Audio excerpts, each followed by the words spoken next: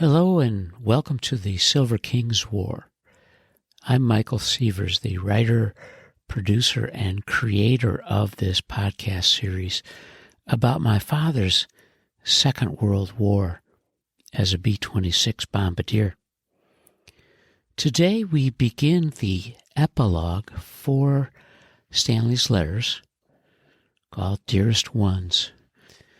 And the significance of our start is that it happens on the 31st anniversary of the Silver King's death in October of 1990, and 71 years after his separation from the Army of the United States and the Air Corps in October of 1945 at Fort McPherson, Georgia.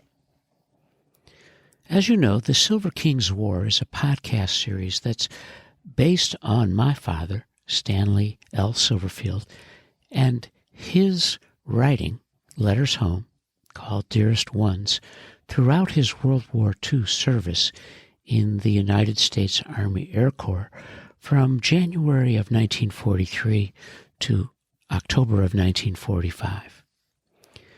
Dearest Ones includes hundreds of letters written over almost 3 war years from Air Corps installations throughout North America and Europe. His story began on a train from Birmingham, Alabama to Nashville, Tennessee. He was 19. The first arc of Stanley's War as our hero, the Silver King, began and concluded at the United States Army Air Corps classification headquarters in Thompson Lake, Tennessee.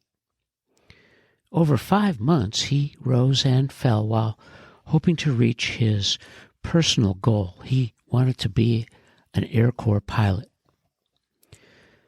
And his initial failure when he washed out of pilot school has to be considered in the context of the King and his war.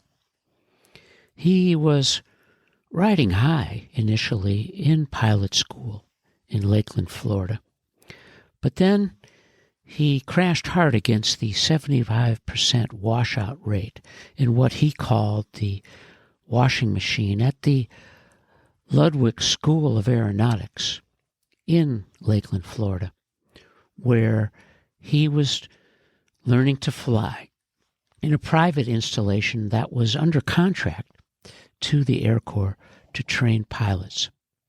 And although our hero took a hard fall, he rose again. The second arc of Stanley's War began at Santa Ana Army Air Base in California and ended in Carlsbad, New Mexico at his bomber school graduation on January 15th, 1944.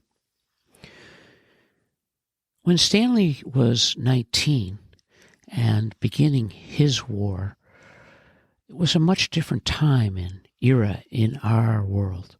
But of course, as I've worked on the Silver King's War and the podcast series, I from time to time have paused to reflect on how my time and my era compares with my father's, the Silver King. When I was 19, in 1967, I was a sophomore in college at the University of Wisconsin in Madison. The campus in those days was roiled with protests about the Vietnam War. And in that gap, over those 24 years, it seemed from my father's war to Southeast Asia that the world, as I could see it, was spinning out of control. But of course, the Silver King and I, Stanley, my dad, never talked about his war or mine. Yet each war in our personal development was formative, and the King rode to war in the Air Corps, perhaps his greatest role ever.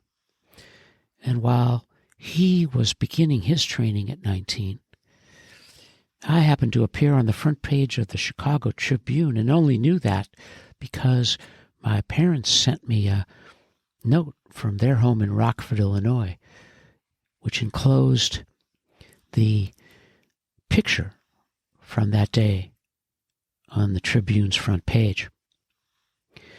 Separately, our formative years at 19 were different. My father didn't earn his pilot wings, but he became a decorated bombardier riding in the greenhouse of a B-26. My 19th year kept me busy as a sophomore, growing up, being a college man, and, of course, hoping to find my way in the world as well. Stanley turned 20 just before he washed out of pilot school in Lakeland, Florida. And before he reached 21, he was a bombardier navigator with gold bars in the Army of the United States. And the story of his rise is a remarkable and thoughtful look at one man's war. The third and final arc of Stanley's training for his war in Europe, where he traveled from bomber school in Carlsbad, New Mexico in early 1944 to Columbia Army Air Base in South Carolina for advanced training on the heavies, including the B-17, and from there to Barksdale Army Airfield in Shreveport, Louisiana. Began with a big ride east with his buddies J.J. Sherry and Herb Stempler. They had 3 weeks to get to Columbia Army Air Base, and they made the most of that drive, including a big-time stop in Chicago. 4 months after that cross-country drive, Stanley and his guys were preparing and packing for their overseas assignment and heading to their port of embarkation in New York Harbor, perhaps to ride over the ocean for the D-Day invasion, when at the last moment his commanding officer told a group of bombardiers that they were going to Barksdale Field in Shreveport, Louisiana for advanced training on the Martin Marauder, the B-26. And that last-minute decision and reassignment changed the course of the King's War. The King arrived at Barksdale in Shreveport, Louisiana during the humid late summer of 1944. It was after D-Day, and the work to learn to ride in the greenhouse of a Martin Marauder was intense, and it became the final preparation before his assignment to Europe and the European theater of operations. As I traveled to follow the king and his war, it became apparent that he was learning so much about himself and about how he could contribute to keep the world safe for democracy.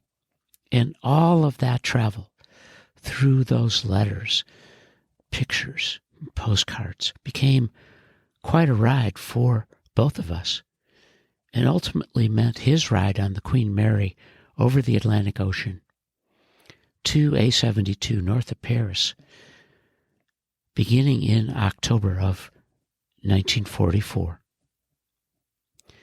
And now, as we've reached the conclusion of Stanley's letters, Dearest Ones, we will explore through this epilogue the complete arc of the Silver King's war years, which began really in 1941 and concluded in early 1946. And this is the end of part one of the epilogue for Dearest Ones, Stanley's letters throughout the war. And you are listening to the Silver King's War.